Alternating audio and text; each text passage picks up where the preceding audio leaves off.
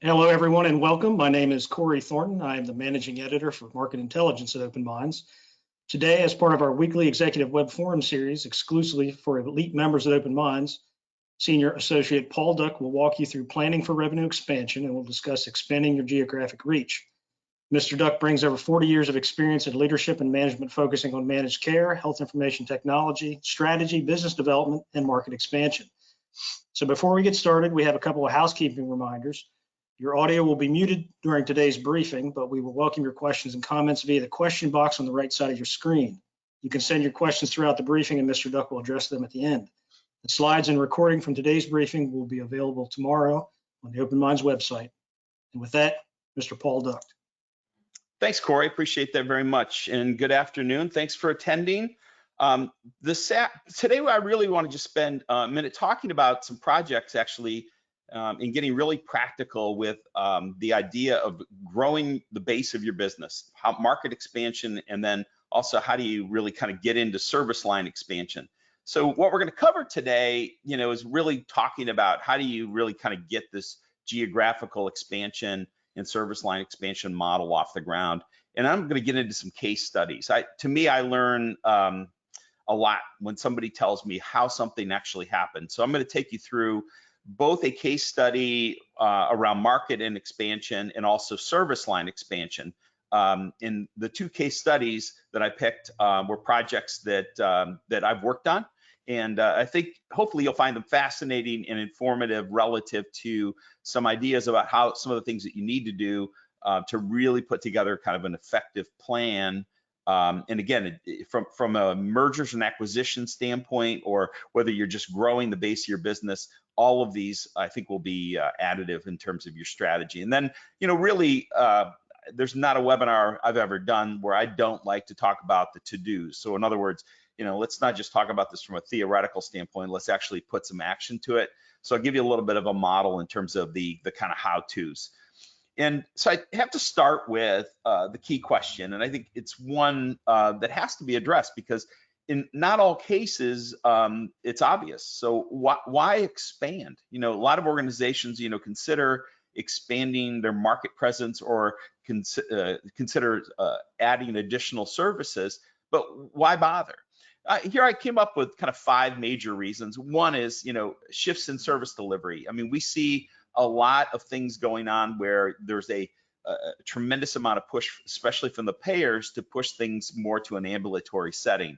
And really, as we are looking at new models, even with mental health and addictions and IDD, all of which have opportunities for moving treatment in some cases into the home. So these are models that are being promulgated and actually perfected across the country. There are companies completely dedicated to the in-home model around addiction treatment or mental health care. So realize that these things are happening. And obviously the advent of telehealth and with COVID-19, we've seen that rapid expansion of telehealth services.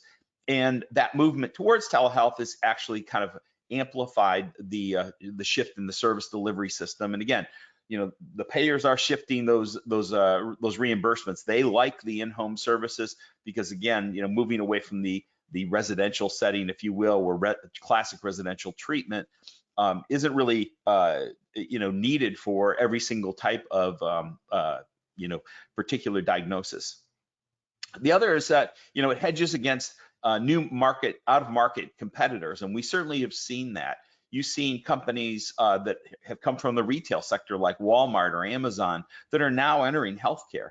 So what does that really mean? But again, from the standpoint of, I think we all know that healthcare is still local, which is, I think, is an important note. But the reality is a lot of these companies, are in our communities. You could say Amazon is and isn't, but the reality is that they are. I mean, most people order whatever they need these days from Amazon. And of course, there's a Walmart practically in every town across the country as well. And other competitors are, again, moving more towards a retail model. So that's a model I think is going to continue to see expansion.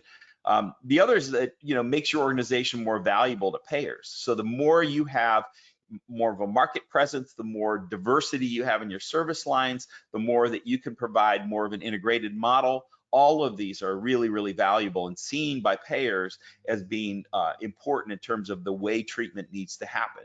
So again, broader access to services is really kind of key here in terms of what it is that they're looking for. And again, it's another hedge against being in your silo. Get out of the silo. The other one is that it leverages your brand more broadly, and the brand awareness is becoming more and more important, especially in our industry.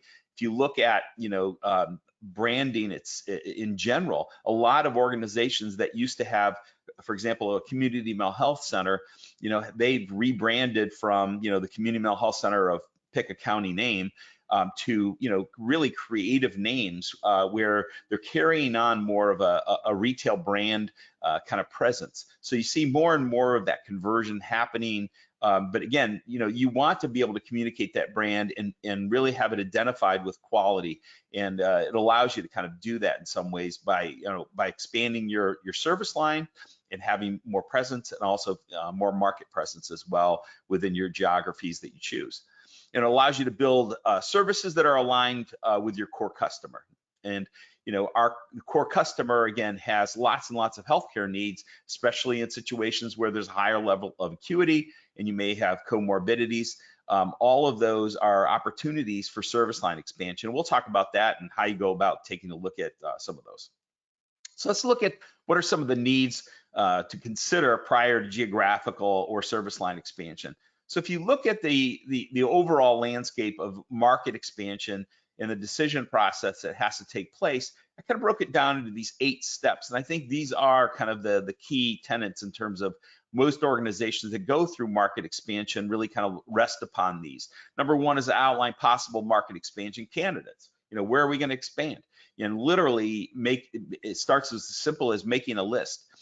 Develop market factors, and we'll talk about what that is in a minute, but you have to understand what data that you can basically gravitate to and then assign factors to that allows you to kind of score what does that potential look like and where is maybe one setting better than another. Create a weighting for each one of those market factors, as I just said. So you have to be, try to be precise for your organization. Maybe the rate structure within a particular geography is more important than necessarily the number of people you have to employ in that market. So there's a lot of things that I think to go into it in terms of really making it unique to your organization and coming up with that weighting factor. Research data for each market factor. You have to make your geographic expansion potential around data. Looking at what are the data points and do you have access to the data? And what data is that you're going to need to really be able to define that factor in a meaningful way and be able to weight it properly. Score each factor based upon the data. So, the data speaks for itself. Once you go through the exercise of it, you have to actually run the data through the tool and be able to come out the other side. I'll give you an example of this here in a little bit. Reevaluate the scores for each market factor and validate. So in other words, you may run all of the data through your market factor analysis and look at the data and maybe realize that in fact that you've maybe improperly weighted something, and being able to kind of retune and fine tune that the weighting factor is important in terms of really evaluate it in the light of day with the data in the model. And then add for each factor to a total score so that you know where each geography that you're considering, whether it's another state, a county, a particular town, how one rates against another. And then rank them based upon the total score across what does the best possible service expansion look like. And again, this sounds really simple, but I'll give you some examples I think that'll help bring this to light a little bit more. So if you look at the first one is outline the possible market expansion candidates. The first thing is I think most organizations would probably do well by forming a committee of no more than 5 people, because again, I think that small group of people is able to drive decisions and come to some type of agreement a lot quicker. Make sure that the members on the committee understand both market and referral sources, really important. So it probably means that you have somebody who has oversight for your marketing efforts on the committee, as well as those that have an outreach and a reputation within within the bounds of your service area. Include both individuals from leadership, admissions, and marketing. I think those are the 3 kind of tenets that you have to make sure that you have present on your committee. And I think they will actually allow you to really objectively look at this in terms of looking at it. And again, it doesn't mean you have to limit it to 5, but I've seen that 5 works fairly well in most organizations. Select possible locations based upon experience. And again, I would suggest that you limit it to 15 possible locations. So if you're looking to expand into multiple states, for example, is that you limit the number of states to 15, that you don't go out and try to boil the ocean and try to, analyze all 50 states. Although we've done this before, it's totally possible as long as you have access to the data and you can do it objectively. It's potentially, it's a heavier lift to do it in a much larger capacity. Validate each location, ensuring consensus on inclusion on the list. So what you want to do is to make sure that everybody, that you really, there's this native understanding that each person within this committee structure potentially brings. You want to make sure that that's validated in the process as well. Number 4, consider competition and continuity with other locations. Really important. Again, healthcare is local. You want to make sure that the competitors within a market, and that how it is that you're going to connect and align with other facilities that you may have or other services that you deliver within a community. Really important to kind of outline that. Consider recruitment of staff. And we know there are certain parts of our industry where certain people are very, very difficult and challenging to both recruit and retain. So you have to consider that in your thought process. And again, that kind of relates back to, do you have access to the right talent for the right location? Really important. And then 7, looking at promotional plans for social media, traditional advertising, online reputation. I mean, last week, Rob Hirkernell spoke on the social media aspect, and there's certainly elements of social media that should be part of your strategy in terms of thinking about it and how you're going to communicate that, how you're going to basically scoreboard the ideas that you have in terms of reaching new customers and new markets with new services potentially, and really managing your online reputation. Let me underscore this. The term I like to use is that the price line for healthcare is coming. And I think more and more as we look at websites and in social media where there is ranking and people, consumers that have used our services or maybe referral sources that refer to our organizations, it's important for them to have and for you to take serious the ratings that you're receiving online and how you're going to manage those, and having somebody be very, very intentional about that. Your online reputation will matter significantly. The data is overwhelming. Again, if you haven't seen Rob's presentation, it is available on the Open Minds website. I encourage you to take a look at it because I think it makes some incredibly important points relative to online reputation, social media, and the way you market to people using online. So let's talk about service line adjacencies. So I've defined it here. Service line adjacencies are new businesses or business areas that most often build from an organization's assets or existing services that complement your brand image. So it's essentially another service that you could add that seems pretty natural to what it is that you do. An example, we'll get into a couple examples here in just a minute, but a lot of people say, well, how do you go about that? How do you go about developing service line adjacencies? What does it really take to kind of get into this? So I really broke it in, and again, I always tend to oversimplify everything just in terms of helping to have people understand it. One is just generate a long list of adjacencies. What are all the possible things that your consumers use that, within the bounds of healthcare, within the bounds of whatever it is that you can envision, so broaden your vision in terms of really allowing yourself to kind of think way out of the box in terms of the kind of services that you could deliver potentially with the right capital, the right information, et cetera, et cetera. Second is to use a set of criteria to narrow down to a short list. So, again, not to try to boil the ocean, but to get down to, a finite number where you're going to seriously do some research into these particular services. Maybe it's 3 to 5. And you say, well, let's look at these 3 to 5 and let's drill into them. Let's look at data. Let's look at, the demand for these services. Let's look at how we would market. Is there anything that's kind of different? All of these kind of need to be part of that criteria. Third, further investigate the 2 to 3 most promising adjacencies. And again, I think once you've got it down to 2 or 3, you've really kind of got it narrowed into a place where you can try to also look at a way you can minimize your risk in terms of experimenting. Pilots are really good at trying to add a pilot to maybe a location if you're in a multi-location environment that may be perfectly primed for seeing what that looks like. So again, looking at trying to set up pilots that are, you can highly test, that you can use data to understand whether in fact all of the assumptions that you made in your analysis really is playing out. I just kind of give you a couple of examples here of what a service line adjacency may look like for your organization. And these are, again, one of many, many. I'll give you some more examples here in a few minutes. But, and for a mental health provider, primary care for severely mentally ill people, or for intellectual and developmental disabilities, primary care for high acuity IDD. These are, I picked these because these are populations, number one, that really are challenging for primary care. So if you actually have a specialty that you've got physicians that really understand and are sensitive to the fact that you have these particular populations have unique needs, really it almost kind of opens it up where your competitors then could become users of your service. So again, it broadens your capability. And I will tell you that payers, for example, with primary care in the integrated service delivery model, really it becomes incredibly important to them. So again, you want to look and see what do payers really want, what do your consumers really need, and try to mix that together to come up with a model of services that might work for your organization. So what are the key strategic decisions?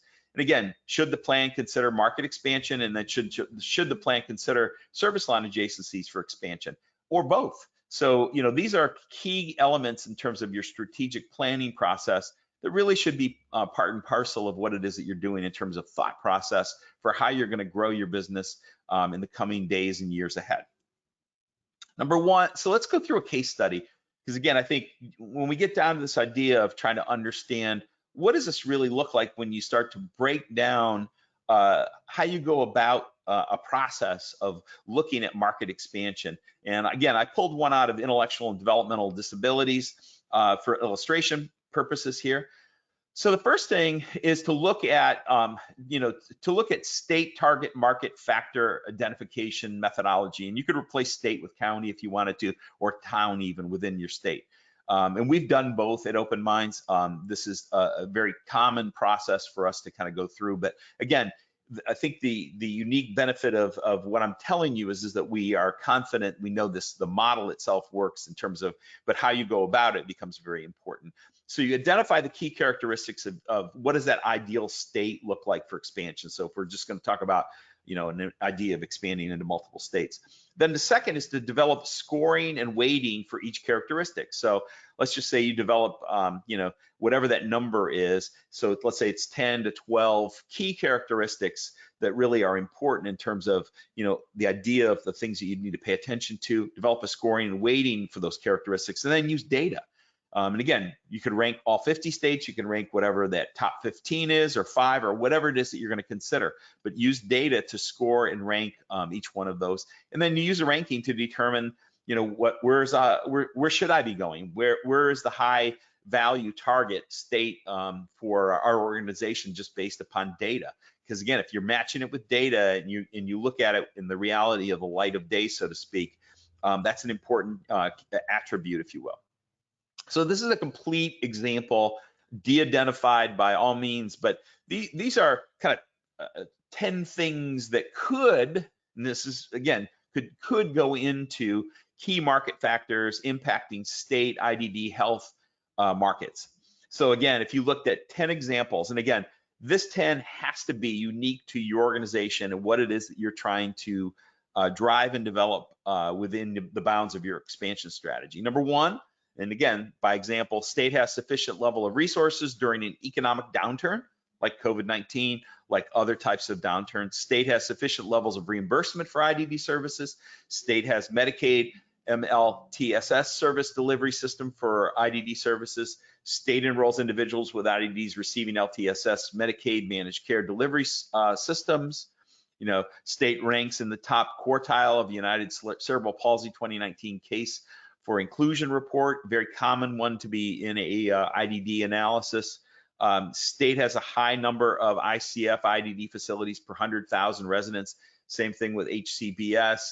State has a low percentage of consumers on the waiver waiting list. You can say, well, why is that important? Because again, having a huge number may be an indicator that isn't necessarily a great place to go, because the fact is that the funding isn't there, or if there's too small a number, there may be too much competition. So there's, again, it's up to you to decide what it is that's important in terms of the way you identify with these numbers and how you weight them.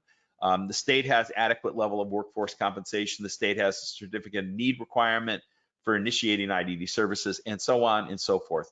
But again, this is where the work of a committee can really be valuable in terms of really kind of making distinctive criteria available for your organization, and then backing each one of these, in this example of 10 here, with where's the data coming from? What data are you going to use to validate this? And then what does that look like? Really important that you do this.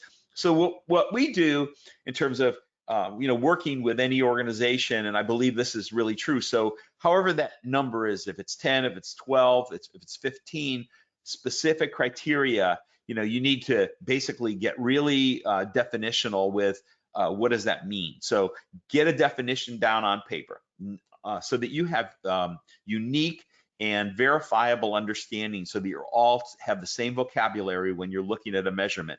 Look at rationale. What's the rationale for this particular measurement? Why is it we're using it?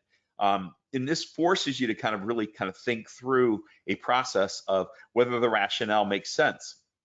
And then what's the competitive advantage created? And this is really important, is that you don't want to be just like everybody else normally in most situations. But again, it's an important one. And again, you come up, I believe using a 5-point scale is probably adequate. So 1, typically meaning it's least important, to 5 meaning is the most important. But again, come up with these weighting factors just based upon how important each one of these criteria is from the standpoint of the way your organization looks at this. And then go through summary findings. State has, and this is again in our the first one here, state has sufficient level of resources to sustain public services during an economic downturn. Again, rank your top 5, your bottom 5, and then basically break it down, score it, so that you can actually identify with the particular numbers, for each particular state, for example, and then really kind of color code it where you've got scoring that's easy to identify.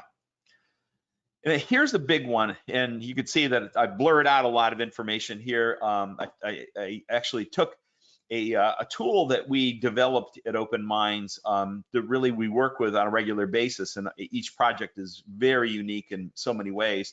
But develop your own market factor weighting tool.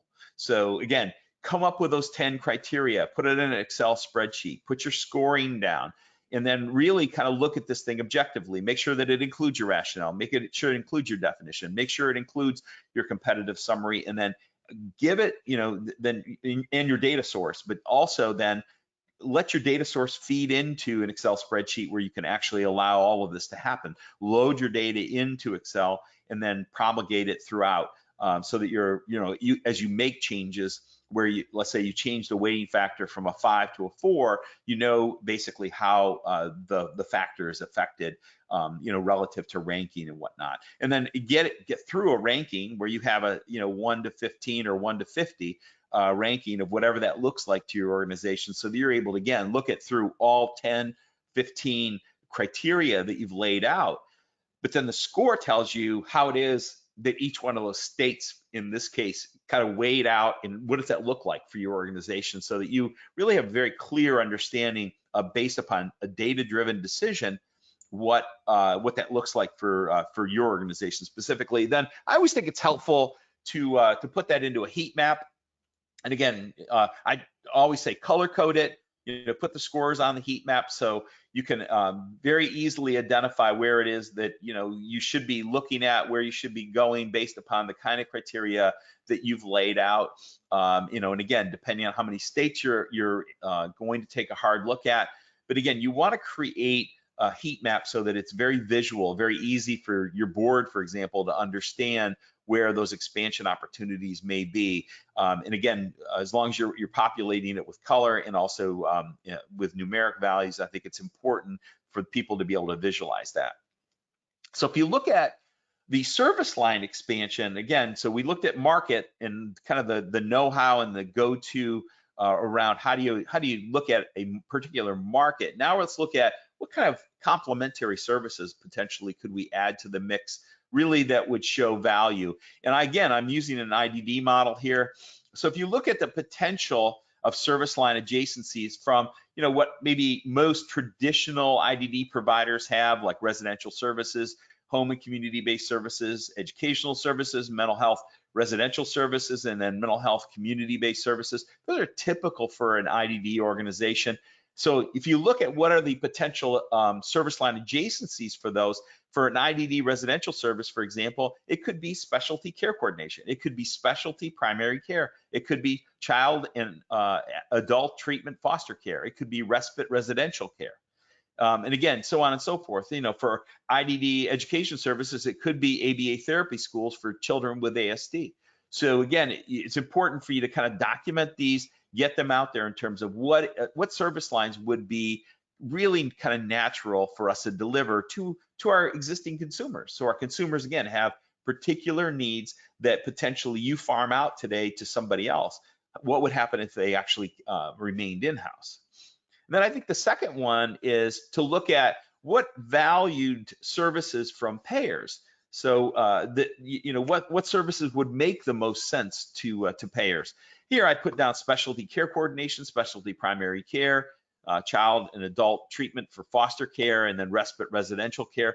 These are services that payers have expressed an interest in. And again, we describe them, and I think it's important for you to do the same in terms of if you have conversations with payers and they're telling you about things that are most valuable, that's really where you want to document them. You want them to be well defined so that you have the same vocabulary and that you're actually working towards that. A lot of IDD providers are very heavily dependent on Medicaid for revenue. If you decided you wanted to diversify those services, it's important for you to then start to have conversations with commercial payers, for example, and then really kind of get into what's most important for you through each one of those specialty services, and then make that part of your analysis. So these are, again, payer-driven services for, if you were an ABA therapy school, specialized schools that using ABA therapy tailored to educating children ages 5 to 21 with ASD, addressing educational, emotional, and therapeutic needs, and so on and so forth. But all of these you have to define and make sure that you've given careful thought to the kind of services that really payers are desiring and services that you want to get into. And again, you don't want to what you don't want to do is to try to stand up a service that either there's a lack of resource, there's a lack of need within a community. What you want is to be able to do this in a very concrete manner where the community need is underserved, and you're able to offer something very specific and special to what's being utilized today. And again, I think it's important for you to develop a similar tool to weight those factors. And again, if you have 10, 15 factors, put them on a spreadsheet, decide up front how much weight that you're going to give to each one of these factors, and then again, define them. What are the competitive advantages to this, and what's the rationale? All of those are really important in terms of you documenting. And then again, use data, and if you have to do a subjective measurement, again, try to use that committee think process to be able to kind of call out what is our kind of attitude towards the service line adjacencies and the level of importance to our organization in terms of expansion of revenue, expansion of reach, et cetera. So each one of these is really important. And again, it's allow you to get down to a ranking where you're able to rank the kind of services that make the most sense to your organization, and you've got the rationale documented in a meaningful way where it's very clear to your organization and very clear to your board, for example, on what it is, what process you're going to undertake. I think it's important for you to look at, again, each service line that you're going to consider. And again, where you want to do is to kind of get this down to a finite number and look at, the service line rating, for example. What potential service lines were subjectively rated across 3 areas: growth, competitive strength, and rate and profitability potential. And again, use a rating scale. Keep it really simple: positive, negative, or neutral. so that you're able to kind of look at this, kind of graphically, or look at it in a meaningful way in terms of really getting a hard understanding. But again, use the different kind of ratings to kind of get into each one of these specialty areas, and do it for whatever areas that you're thinking about getting into. And again, whether, if it's specialty care coordination, specialty primary care, child and adult treatment for foster care. And again, define the growth and market demand, the competitive strength, and then the rate and profitability potential within the various markets that you're looking at. So if you're looking at it in 5 different states, develop one of these for each one of the states that you're considering, so that you can, again, have a very visual way of looking at whether in fact there's enough reasons for you to kind of take the next step in terms of considering the service line expansion within a particular geography, or maybe generically across the base of your business today. But again, it's important for you to document those service lines that really are of high interest, that you've either gotten it through conversations with payers, or you've identified those through just being educated by your consumers and looking at the kind of services that you're farming out today. And then again, getting into the evaluation, getting in and looking at objectives, deliverables, and process overview for each one of those specific areas.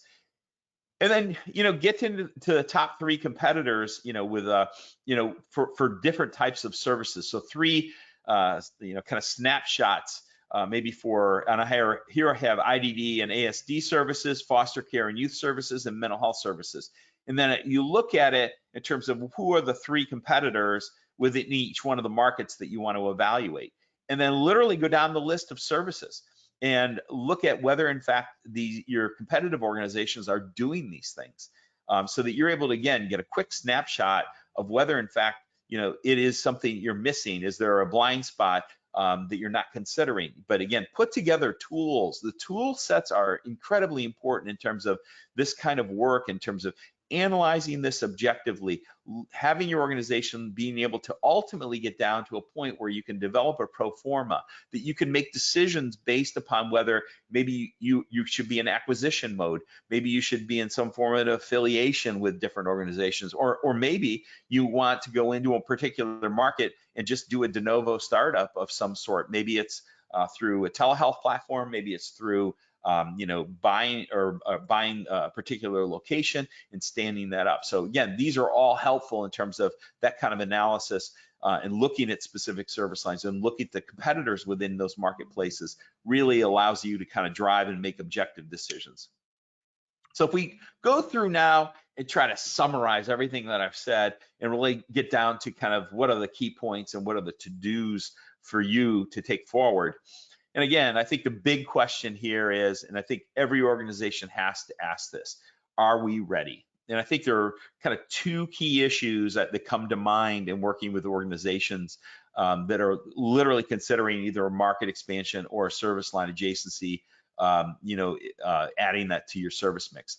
Does your organization have the expertise to conduct both market and service line analysis in a comprehensive manner? And again, when I say comprehensive, I mean that you have the ability of looking at it objectively, that you have access to the data sources that you want to analyze, that you're able to develop the kind of tools that are necessary for you to be able to stay fairly fluid in terms of looking at it. So the things that you must do in that area is determine whether your organization has the right expertise to conduct the analysis, present findings in a clear and direct manner, and have the credibility to your board to act based upon these findings. And again, it's really important that whatever you're coming back with really be kind of a platform for which you're going to have the discussions about developing a strategy going forward as you consider those kinds of expansions, whether again, be market or service line. And the second is, does your organization have the capital it needs for expansion of the markets and or service lines? And again, to have a concrete investment strategy for market and or service line expansion. We all know that in this pandemic era, there's been a tremendous amount of pressure on cash. There's been a tremendous amount of pressure on capital in general for a lot of organizations. And this is an important question for you to ask yourself, does the answer to this question, if you do have the right kind of capital structure, then you're ready to kind of act upon it. If you don't, maybe there's some type of partnership. Maybe there is a local ACO that will kind of keep you in the game and get you in the game. There's a lot of opportunities to kind of go through different doors to be able to get access to this. But again, it's really key question for your leadership within your organizations to ask this question: are we ready? And do we have the expertise? Because a lot of organizations tend to fool themselves, sadly, and when they get engaged in this process, they quickly realize that while it sounded good on paper in terms of what it is that they were trying to do, but it really wasn't well thought out because it wasn't backed up by this kind of base of data that allowed you to build a foundation in terms of the kind of things to look for in each one of these opportunities. Again, whether you're talking about acquisition or whether you're talking about de novo startup, that you have the right objective information, that you have the right market data, that you have the right data around service lines, so that you're able to look at this. And you know that also that the services, for example, are something that payers are looking for, that they value. And you may have conversation with payers that they will tell you they're looking for a particular type of service that they think would be a winner, in your mix. Listen to those, because again, a lot of times the payers will start pilot programs for organizations that do well in a bunch of other domains, and it really will kind of allow you some seed capital or seed ideas, or lower your risk profile in terms of getting into some of these businesses as you move forward. So what does it take to do this right? This is a really, really important element in the whole process here. Because again, there's a lot of different ways to do this. There's a ton of methodologies, if you will. I will tell you that the Open Minds methodology does work. We've done this a great number of times across the country in all the domains that we work in, mental health, IDD, addictions, etc. All the types of human services, child welfare agencies, all have very, very unique needs. So again, developing a platform to set upon is really important. First one is data. Again, you have to also include market intelligence. You can't just have a single source of data for a particular idea. You need to validate this data with others as well. In other words, are we looking at the right data point? Do we have the right data source? Is the data reliable? Very, very important as you're looking through the analysis. I've worked with organizations that have gone through previous work around the idea of using data to try to drive a decision around market expansion or service line expansion, and the data was flawed. So again, it's important for you to look at the data and realize it's important for it to be valid, that you have access to it, and you're able to really kind of apply it effectively in terms of the kind of key decision criteria that your organization lays out.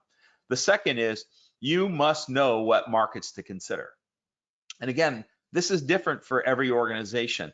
There are some organizations that you may want to just be expanding in particular states or counties or locales where you already have an existing footprint. So is it a local expansion? Is it within the bounds of your state? Is it through a telehealth platform? Is it to look at other states? All of these are key questions for you to answer up front. Make sure that you have alignment across your leadership and your board to basically have that in place. Next one is you must know what services to consider. In other words, this is a new one, probably a little more challenging than others, just to be able to, because this is where you've got to get some market intelligence in place in terms of looking at where is the proverbial puck headed.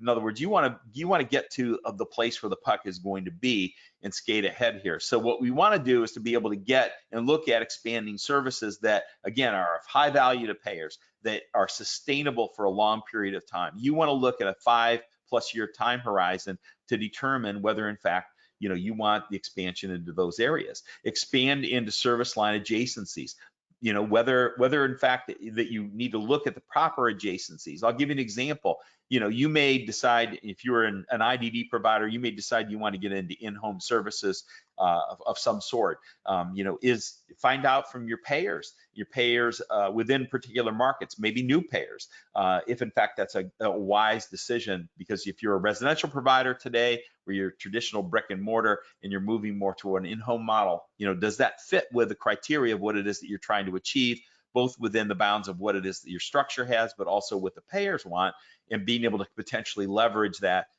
moving forward.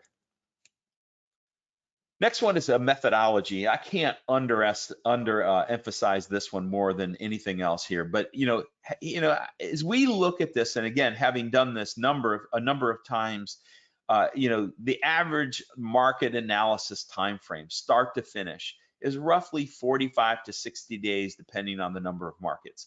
And again, the more markets, the more time it's going to take, the more you're going to have to do a lot more data research, et cetera. But again, if you're looking at kind of an average 10 to 15, maybe 20 max markets that you're going to take a look at, this relatively probably holds true of 45 to 60 days in terms of looking at the kind of track that it takes to kind of get there. And then if you're looking at the service line, you need to add another 45 to 60 days. And oftentimes we do this project where they're actually linked together. There's plenty of times where we do just market analysis, and there's plenty of times where we do service line adjacency analysis and recommendations. But again, plan for 45 to 60 days for market, 45 to 60 days for services, and really, as you look at the number of markets where you're potentially looking at expanding service lines, that also will have an impact in terms of time frame. So again, thinking about this from a kind of a lean standpoint, if you're looking at a small number of services and a potential to look at those within the bounds of a certain number of markets, fairly small number, you're able to kind of accomplish that in a 45 to 60 day time frame. Where again, if you want to look at 20 service lines across 30 states, for example, that is going to take substantially longer than 45 to 60 days. But again, it's to know that up front and to know that this is part of your analysis that you want to be able to do, and to be able to operationalize that effectively is kind of important to know that up front. And again, my advice to you more than anything else is don't try to boil the ocean. You probably have instincts around, where you should be going geographically and also what kind of service lines make the most sense, or you're going to learn that in the process of going through this analysis. And then finally, the big one, and a lot of organizations miss this one for some reason, but board buy-in. Being able to articulate all the things that I've kind of talked about here: data, knowing the markets, knowing the service lines to consider, and having a methodology, and having that in a meaningful, presentable manner to be able to present that to your board. A lot of organizations we work with are not-for-profit, and they have not-for-profit boards, and being able to do that in a very clear, non-jargon related way, and being able to present that in a meaningful way where that you're lowering your risk profile by taking these approaches, which is really what a board's looking for. They're looking for, they're taking on this role of fiduciary to make sure that you've stayed as low of a risk profile as possible, that they're not just trusting somebody's instincts to say, hey, I think expanding to XYZ makes the most sense. That is in fact just somebody's opinion versus being backed up by data, being backed up by a methodology, being backed up by scoring. All of these kind of play a very, very key role in terms of really being able to kind of get at the decision criteria that is really kind of necessary for you to do this in a way, again, lowers the risk profile and allows you to build that stable platform for which you can make other decisions to place upon the platform as you move forward in considering market expansion and service line expansion. So with that, I would invite you to ask questions. So in the chat window, I think Corey will probably be collecting, if he hasn't already, questions that you may have about anything that I presented. And Corey, I don't know whether we've had any questions come in already. We'll give our audience here a couple of minutes to kind of think about that. Yeah, to get us started, we do have two questions. One from Matt. He writes, when evaluating state local funding factors as an indicator of opportunity, what resources do you recommend providers look at to help inform an understanding of fiscal trends, i.e. annual governor's budgets, et cetera? Yeah, I think that, looking at, what has been your kind of 5-year track record within your state, for example. So again, assuming you're looking primarily at public sector funding, the fact of the matter is that you want to see from a trend standpoint whether in fact has the budget been decreased. I think we're in a little bit of an era right now where there's a big wild card in place, the pandemic. So there's certainly the tax base has changed significantly. So a lot of states are hacking away at budgets. So, my answer for this year may be different than it would be on a traditional sense, where looking at a 5-year trend line or even a 3-year trend line in terms of whether in fact the states maintained, a budget really has to be part of that criteria. I think looking at different payer sources and trying to get whatever competitive intelligence you can within the bounds of that state environment to know what rates you're being paid, what types of success or failures you've seen within the general markets, and having a firm understanding of what kind of those drivers were for both success and or failure. And again, being able to back those up with data really becomes important. And maybe there's been a whirlwind of mergers and acquisitions or affiliations within your environment. Again, those are important to note just in terms of a trend standpoint, in terms of, is there a large ACO in your market? Is there one forming? How many people are engaged in that? And again, all of these are kind of drivers in terms of the kind of things you should be looking at for both market and service line expansion. Thank you, Paul. And I have another question, this one from John. How will telehealth impact geographic expansion? I think it'll have a very serious impact. So again, I'm not necessarily always the popular guy in pointing this out, but a lot of complacency really, around the idea of the impact that telehealth is going to have, especially on outpatient services, is going to have a very, very significant. So we know that there are startup companies that are fairly well funded getting into the business that are your new competitors. And then there are other competitors that are out of market. They may be across the country, and now they're providing services within the bounds of your geographic coverage. All of these are ones that you have to be kind of out in front of it. So if you believe telehealth is important, you need to make sure that you stood up a product that stands up to your community and really kind of addresses the needs that they have, and that you have make sure that you've right-sized it for your environment. In other words, that you've not kind of overblown it in terms of having too much attention, focused on telehealth. And then what are you going to do with the physical locations that perhaps aren't going to be as utilized, or maybe not utilized at all, as a result of conversion to a telehealth platform? The other one I think it's important to note is how are you going to address that rural environment, which is still a huge issue for payers. It's a huge issue for providers. But again, to be able to provide that extension and education for communities that don't have practitioners of all sorts to be able to deliver the services that are necessary within those environments, telehealth is a great, great solution. And again, as you look at some of the sophistication, and it's not just the ability to see somebody and perform therapy and evaluations through televideo, it's also the digital tools that wrap around it. There's a lot of transducers and whatnot that basically can measure blood pressure or body temperature and heart rate and so many other things that really kind of play a role in terms of doing the kind of evaluation that's necessary. All of that world is evolving very, very rapidly. Is it all great? Absolutely not. Is some of it really got potential? There's no question about it. I think, again, as you look at the things that are fairly assured, is that telehealth is going to have a long-lasting impact on the industry. And certainly COVID-19 and the pandemic accelerated the implementation of telehealth in a very, very profound way. And the conversations that we have at Open Minds all the time is that providers are finding that they've practiced their whole lives, for example, in a brick and mortar environment, and now they've been forced into a telehealth environment. And the comment I hear consistently is, I'm never going back. This works so much better. I'm able to do certain things that I couldn't otherwise do. I'm able to see more patients potentially. So all of this is playing a role in the mix. Again, it's not a panacea for every single environment, every particular treatment environment, but there's a lot of potential there. You got to pay attention to it. Thanks, Paul. And I have another question. This one from Rick. During market analysis, how do we know what market and service factors are actually the most important for success?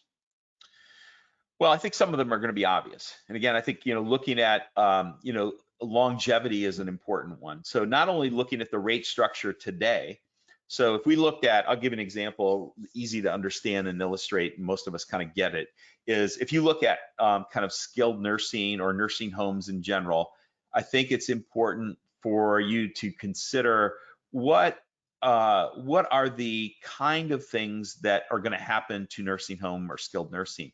Is that payers and the type of treatments that are being provided, even in a hospice environment, they're moving toward home care.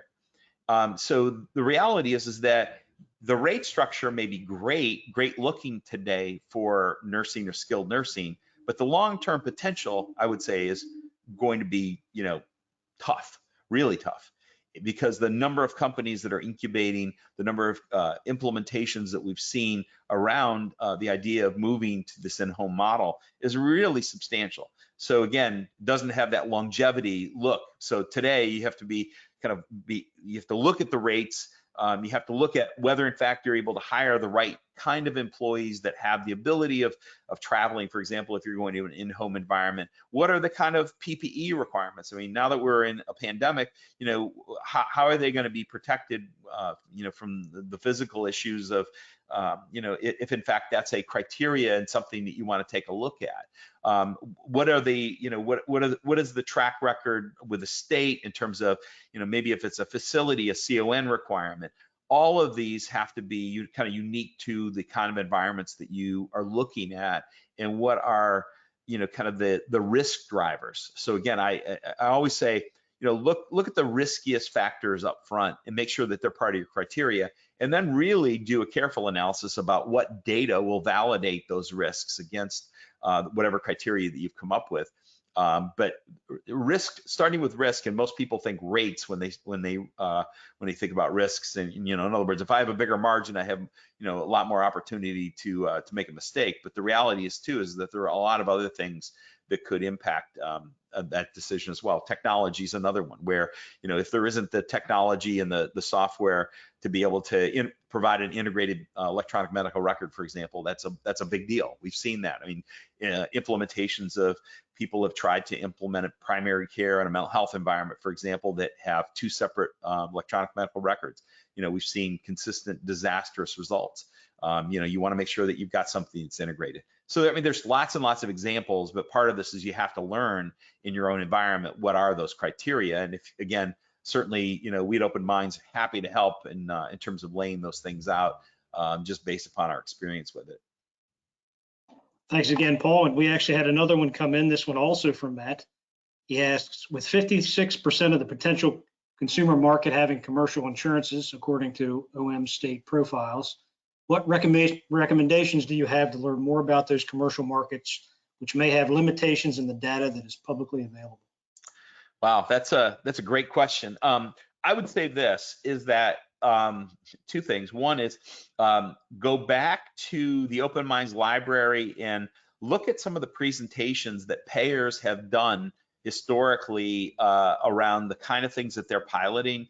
That even if you look careful enough, you'll even see some example rate structures that they've used for certain types of populations. All of these should be informative. But so I think it's a combination of things. Everybody wants to know who do I call at a payer? How do I get anybody to pay attention? How do I even know how to stand a pilot up? And I think it's a combination of both, looking at what is the national strategy around a particular area, and what things are a payer interested in, and then also taking that down to a local level and being able to connect both the corporate payer folks with the local state-based folks, because again, most payers have state-based operations, and you have to connect those dots. And oftentimes it's important for you to drive the dots together as opposed to waiting for them to come to you, because again, they're looking for opportunities. And again, a lot of these opportunities are not overly sophisticated. They're starting with things that are obvious: ER diversion, follow up after psychiatric hospitalization. Look at HEDIS measures. I mean, they will all give you clues as to the kind of things that payers are looking for, and the kind of things that are kind of driving decision making relative to the kind of services you might stand up. And they might be completely different than what you've thought about before. They may be a health home or a care coordination model of some sort. They may be an ER diversion partnership with a local med-surg hospital. there's a lot of different opportunities. Thanks, Paul. I think that wraps up the questions we've had sent in. If anybody has more questions, please feel free to ask them on the right side of your screen. And I want to thank everybody for being here today. I would like to remind everybody that these slides and recording will be available tomorrow on the Open Minds website. And if you're also interested, next week we have another session, a web forum on Thursday, August 20th at 1 p.m. by Senior Associate Joe Naughton Travers, and he will present From Ideas to Action, how to assess feasibility and implement your strategic plan. Paul, do you have any closing words for us? Thank you all so much. I know that this is an awful lot to digest. If you have questions, please feel free to connect with us. We're here to help you. Certainly, we appreciate you all being elite members, and certainly, again, we know during this time of crisis, it's been very challenging. But again, we want to be your partner in terms of being able to help you through, whether it's expansion or whether it's just in terms of developing a strategy. And hopefully you find these web briefings useful in terms of your thinking in driving your decisions in making and bringing out the importance of the kind of services you all deliver every day. And we appreciate everything that you do for the industry and the consumers that you serve in the markets that you're in. So again, thank you for attending this webinar today, and we appreciate it greatly.